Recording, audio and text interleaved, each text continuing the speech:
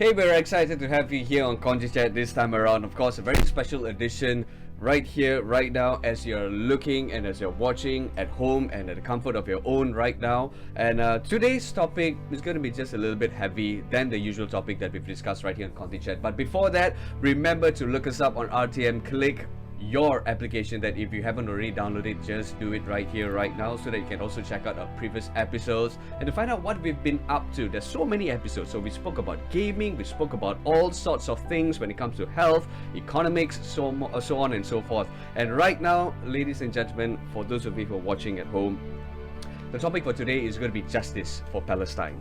Now, the aftermath of 1948 Arab-Israeli war, during which Israel declared its independence, Israel has been occupying the West Bank and East Jerusalem of Palestine, while Gaza is under a blockade. The Israeli-Palestinian conflict is marked by complex historical, political, and cultural factors, making it a profoundly divisive and unresolved issue till today. It has always been a problem since a long time ago. And here to discuss this issue and here to talk about freedom, to talk about justice for Palestine, we are going to dig in deep into this issue and how we can actually help, not just on social media, but what else can we do to help Palestine and to talk about freedom and to understand justice even more. We are here in the studio. We brought in two distinguished guests. We brought in Faizal Aziz, who is the president of Angkatan Belia Islam Malaysia ABIM. Welcome to the show, Cik Faizal. Yeah, thank you. And also, ladies and gentlemen, we've got Dato Dr. Ahmad Faizal, who is the president of Mercy Malaysia. Welcome, Dato, to the show. Thank you, man. Thank you. Now, when we understand, or as we dive in deep into this issue, Israel and Palestine, my goodness, it's a rather very heavy topic to talk about, Dato. Oh, yes, it is. And I think we have to acknowledge that there are arguments on all sides. And if we had a coin, it would be more than two sides. Yes. Yeah. But I think we have to go a little back into history. Yes. And briefly, just very briefly, we all know that after the 2nd or 3rd century AD or so, the Romans actually expelled most of the Jewish community from what is now Palestine, what was then the Kingdom of Judea. Since then, they've been a diaspora, and they've been dispersed throughout the world, especially in Europe, a little bit in Africa, a little bit in Asia and Central Asia. What happened then, to cut a very long story short, fast forward about 1,000, 500, 600, 700 years forward to the 19th century, was that there was a combination in the late 19th century of both spontaneous, to be fair, spontaneous Jewish migration from many parts of the world, especially from Europe, to the Holy Land, and it is a holy land to all Muslims, Christians, and Jews alike. Yeah, but this spontaneous migration out of persecution, again, to be fair, in Europe especially, where there were a lot of anti-Jewish pogroms going on, in the from the medieval ages up till the 19th century, was augmented, accentuated by a programmed migration, after the protocols of Zion were established in the mid-19th century. So from 1882 onwards, there was actually a programmed migration of people with Jewish ancestry back to Palestine, called the Aliyah. And the Aliyah was in different phases. And again, we don't have time to go through that. But basically, from the late 19th century up till 1945 or so, a few 100,000 people of Jewish origin migrated from elsewhere into what is now Palestine. Now, into what was then Palestine. Now, Palestine was also having issues of its own. Yeah. And one of the pretexts that's probably led to the current situation is for the fact that for about 100 years prior to 1948, Palestine itself was under the rule of the Ottomans first, yes, the Ottoman Empire. The Ottoman Empire, and therefore it wasn't a distinct country by itself. It was part of then Transjordan, and although they had Arab rulers, and also they had various Arab tribes, Now this then led to a situation after the First World War without the consent of the locals, the Palestinians. Yeah, two things happened. One was the Sykes-Picot agreement, which divided the Middle East, especially what was then the Ottoman Empire, into British and French protectorates, and Palestine came under the British. Right. While Syria, for example, came under the French, Syria and Lebanon. And from then on, then there was also the Balfour Declaration of 1917, which then we know then part of the program Aliyah that was going on.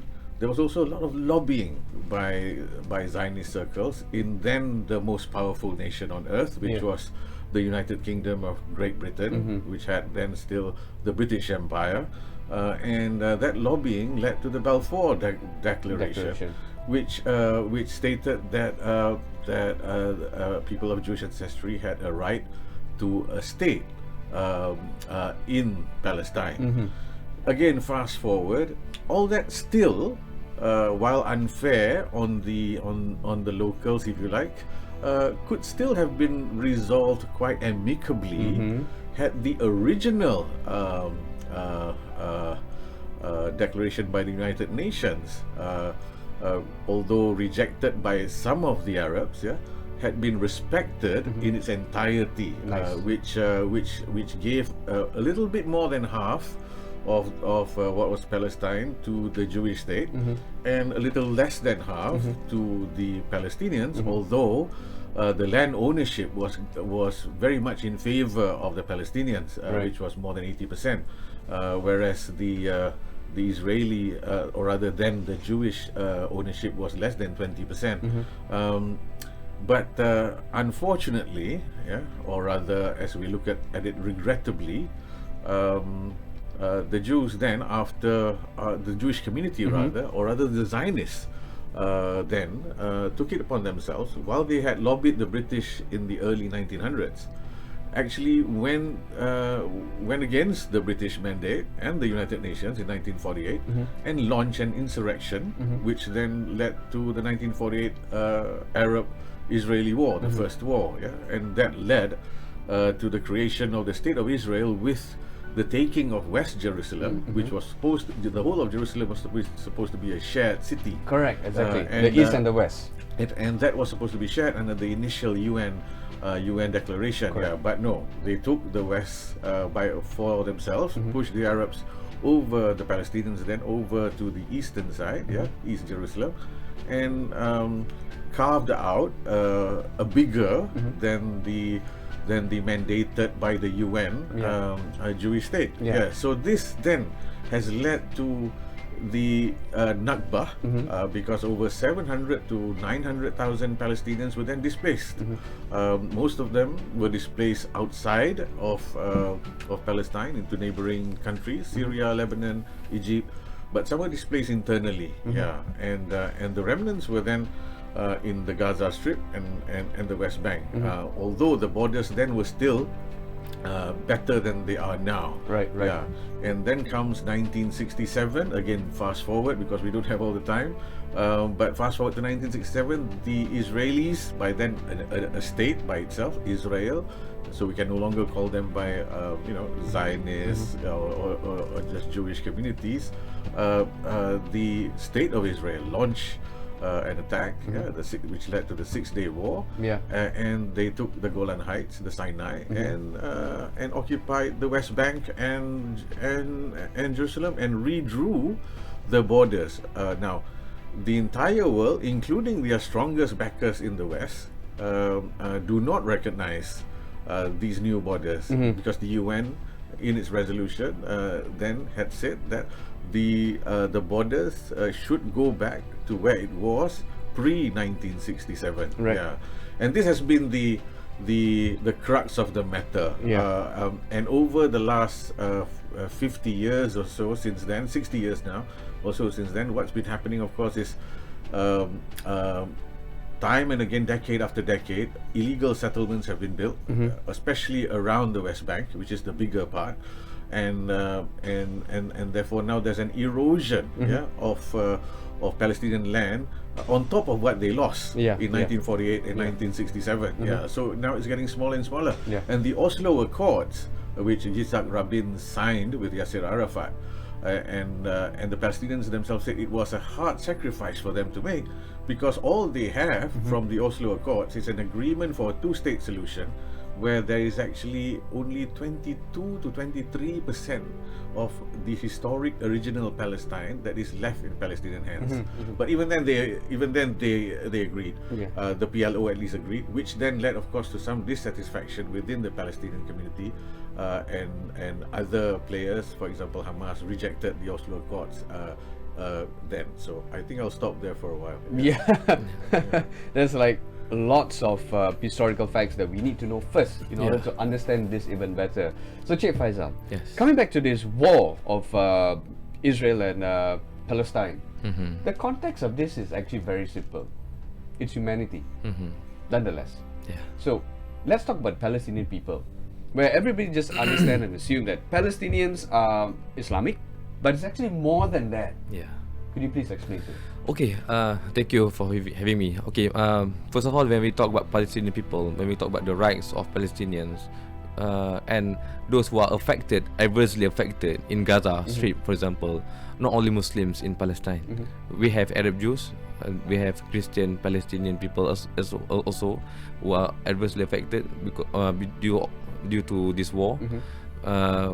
Atrocities and so on. So that's why we should build up the new narrative, especially in Malaysia, and that's the reason why over the last few days, when we hold a rally, for example, we welcome many multi-religious leaders from Christian, Hindu, to speak up as well on their behalf to fight for the Palestinian people. Because if you go around the world now, even in UK, US, or in many European countries, there are hundreds of thousands of people stage a protest against Israel and against their own government stance supporting Israel. And if you look at their backgrounds from the demonstration, for example, not only Muslims, but of course they are from multi-religious segments in European countries, even in US, stage a protest to fight against Israel. So when we talk about this matter or this issue, of course we should be inclusive. We should be inclusive. Now we talk about humanitarian issues, and of course, but we cannot deny the fact history is very important.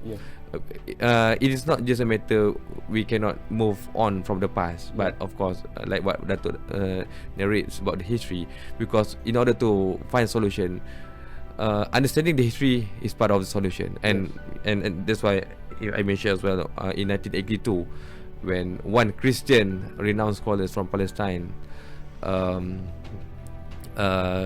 he wrote an article about the permission to narrate.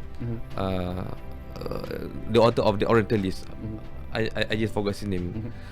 Edward Said, sorry. Edward Said. He wrote an article, permission to narrate.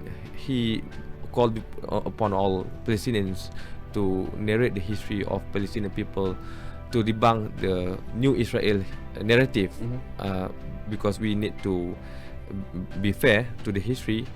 When the State of Israel being launched in May 14, 1948, it came with catastrophe, and what was it as well, one day after, in May 15, there was a Nakba, hundreds of villages being destroyed, demolished, 10,000 people being killed. We will not forget that.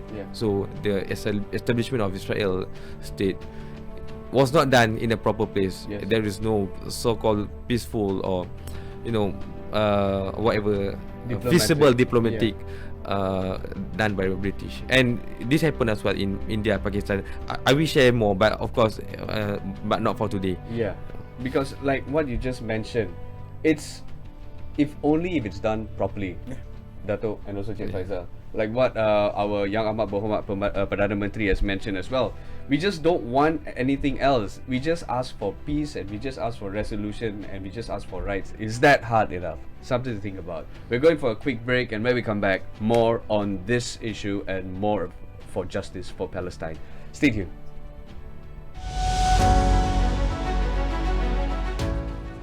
Kita tawarkan kredit e-tunai belia rahmah khusus kepada 2 juta orang belia di antara 18 hingga 20 tahun dengan peruntukan 400 juta ringgit.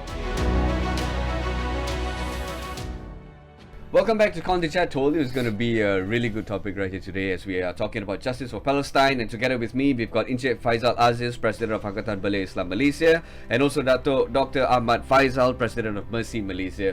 Welcome to the show once again, gentlemen. So now let's talk about peaceful prospects and resolution when it comes to this situation right now that the world is facing, not just the both of them, but the world is facing. Maybe Encik Faizal, let's talk about this peaceful resolution or the potential impacts of various peace initiatives and negotiation on the Israeli-Palestinian conflict, and what else can be done? Okay, the narrative narrated by the Western communities, they always talk about peace, about two-state solutions or one-state solution. Or even previously, we used to have these three-state solutions. But they maybe quite reluctant to focus on the real issue, the main cause of these atrocities. We should acknowledge that the suffering suffered by Palestinian peoples is very deep. It transcends generation. Now it has been more than 72 years. So we cannot just simply force them to have negotiation, to have something on table without acknowledging the facts about their sufferings. And at the same time, for me, before you talk about peaceful negotiation or whatsoever, you need to have acknowledge who are the oppressor and who are the oppressed, what are the victims, and what are the culprit or what are the criminal. Let me just share one analogy. For example, if your property being robbed by one person and you lodge a police report, and then police just said, oh sorry, we cannot, or we just simply don't want to investigate or to take action, we ask you both to live peacefully. It is beyond comprehension. How can you force somebody to live peacefully with those who rob your property? Or even the worst, to kill your family. So before you talk about peaceful process or whatever, you have to acknowledge, even from the Western narrative, you have to acknowledge who are the oppressor. And of course, you have to bring justice to them, because there is no peace without justice, of course, for sure. Everyone knows that. So bring Israel to the ICC, International Criminal Court. And even we have this UN Security Council Resolution 2334. ABIM always advocates this 2334 UN Security Council Resolution, which stated that the occupation of Israel, especially in 1967, as violations of international law. Violations of international law. Right. Okay. Just to add to that, the other aspect to that, for a peaceful resolution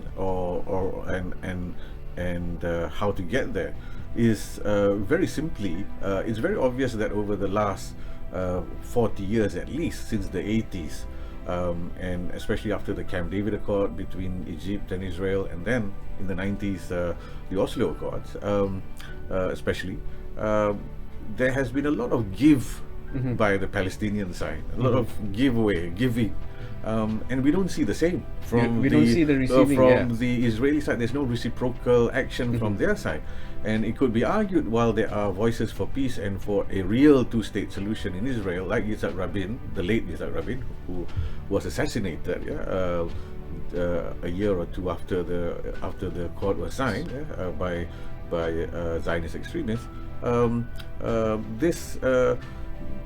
This shows how difficult it is, because successive Israeli governments since then, since Rabin's assassination, led by people like the current Prime Minister Benjamin Netanyahu, has encouraged, has made legal, illegal settlements, has made the land that the Palestinians can actually have, if there was to be a two-state solution, less and less. So if we are going to get there, a two-state solution, or like you said, Chief Faizal, a three-state solution before that, whatever, there has to be a viable Palestinian state that can be made out of it. Otherwise, it's a no-go from the word go, and it looks very much like the extreme Zionists and the settlers, for example, who now have a very powerful voice in the current Israeli government, are set on denying this and set on making this impossible. So if the aim is to make the viable the viability of a Palestinian state non-existent, then how can we get there? So all this rhetoric and this talk about a two-state solution, especially when it comes out of Washington, London, etc., is just rhetoric. And as for the impact, I hope the West understands, and in fact, the Israelis themselves and peace-loving Israelis perhaps should understand that it is in their interest to have a peaceful solution to the Middle East crisis, to have a peaceful solution to Al-Aqsa, to Al-Quds, to Jerusalem, to and also to the Palestinian issue, because otherwise the cycle of violence is just going to continue. Yes. And the blame game will continue. And for the West, I mean, we're not saying that we condone, and we do not condone. We never will condone terrorist action by anyone. So the killing of women and children, events like 9/11, for example, are clear terrorist actions which we do not condone. But how do you then prevent these events from recurring, not just in the Middle East, but around the world, if we fail to address this very seemingly simple, straightforward issue, but as we've just mentioned, it becomes very complicated because there are people who don't want to resolve this peacefully. So that is actually the impact of the failure of getting peace here. Yes. Well, that's a very good one also as well. To actually understand this context, it's actually pretty straightforward. It's really on the table. It's whether you want to acknowledge it or whether you just want to ignore it. It's simple as that when it comes to political leaders, and there should be more being done rather than just to say, okay, there's a ceasefire for 24 hours, peaceful deal for about 48 hours, and then you go back to square one, you go and attack. That shouldn't be the case, and something more than this should be done. So we talk about, let's bring it back to us Malaysians. Now, we love helping people. It's part of our DNA, part of our blood, and Malaysians have consistently expressed their solidarity with the Palestinian people, sending aid, food, clothes, so on and so forth. Even our Prime Minister has given a substantial amount to the people of Palestine. So nowadays you can see even more Malaysians being united to help Palestine. So what is your opinion on Malaysia's quick effort to help Palestine? Cik Faizal. Yeah, actually Malaysia people, they are very generous, not only for Palestinian people. If you talk about catastrophe or even natural disaster, in many ways elsewhere, Malaysia, we are very quick to send humanitarian aids. Even in fact now we have many major NGOs, not only ABIM, we have the biggest, for example Mercy Malaysia, and many major who are friendly with the government agencies that also assist us to ensure that our humanitarian aids to be there. Just to share with you as well, even currently ABIM together with more than 40 NGOs, we have this around 40 tons of humanitarian aids, which valued about 60 million ringgit now in our warehouse. We share with all the 40 NGOs, I think including Muslim Malaysia. Now it's just a matter of waiting the green light from the Egyptian authority to be sent. Let it go. To be sent through the Red Cross, and of course we are deeply deplored and angered as well by the latest resolution by the UN Security Council, when of course I'm not sure why when the US veto the drafted by the Brazil urging the Israel to uplift the inhumane blockade in Gaza. So I think if that matter resolved, a lot of things can be sent there. Yes. And so this is what we hope for, and we continue to pray about it. So what about you, Dato? What else? I mean, on 3 points, I think on the humanitarian side, as Cik Faizal said, Malaysians are very generous, not just for Palestine and for many other causes that require help and assistance. So we thank Malaysians from all walks of life for their generosity, and even as Faizal said, for this particular response, we are waiting for that clearance and for the planes that the Malaysian government have chartered to lift off and to take off and land at El Arish, inshallah, which is the nearest airport to the Gaza, to the Rafah crossing, and then our staff, these 40 tons, will be in queue to go in. Over there in Egypt, a few of us, for example, Mercy Malaysia already has 3 lorries in queue, but we are still in queue. About less than 60 something have gone in already up till today, which is a trickle. Oxfam has said that for food alone there should be at least 100 100 trucks a day. Yeah. At the moment, we are seeing about 20 a day, or less sometimes. So it's hardly enough. And of course, from a humanitarian perspective, we are asking for a humanitarian ceasefire. If that's not possible, first, at least the guarantee of a humanitarian corridor that is safe, which was asked for even initially, even in the first week, and therefore the opening of the Rafah crossing for aid to go in. And it's very important, though, to remember that while we undertake this humanitarian mission, we must understand and support the position of the neighboring states, Jordan and Egypt especially, which have categorically stated that they will not agree to forced displacement of the Palestinians to other countries, including to their own, because this will be another Nakba. Yes, this will be another displacement of an entire population. So this should not happen, and the Rafah crossing should be open for aid. And sooner than later, we hope that even the crossings from Israel, Eretz and Karem Shalom, in Beit Hanun in the north and in the south, that they be open as well for humanitarian aid. Now that's one aspect, but the other aspect, I think that Malaysia and Malaysians, and Sheikh Faizal is very active in this as well. ABIM is supporting the government very much in this. That Malaysia and Malaysians have to continue doing is advocacy. And advocacy for policy change. Advocacy at a people level. So organizations like ABIM are leading this. And then policy advocacy at a governmental level, at an international level, which the Malaysian government, Yang Amat Berhormat PM, is very much into this. And I must say, congratulations to the Prime Minister, because I think he has done exceptionally well in this particular crisis, and has been recognized so as well. One of his strengths, I think, is diplomacy and getting people together. And we have seen the impact, and we hope that Malaysians continue to voice out. Because the only thing that will actually matter in the end is a change in public opinion. And unfortunately, it will not be enough to have public opinion here in Malaysia.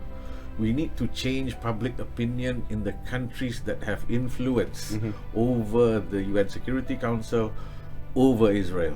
And so that means changing the public opinion in countries like the US, Canada, the UK, France, the Western countries especially, and to get them to pressure their governments to then hold them accountable and ask for a ceasefire. That is fantastic. And you know what? Freedom, whatever it is, will prevail eventually.